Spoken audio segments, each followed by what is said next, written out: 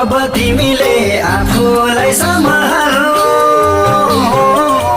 साथमा भएको त्यही तस्बिर अँगाल्नु म त भए खरानी जल्दै चितामा तिमीबाट छुट्नु परिने संसारबाटै उठ्नु परिने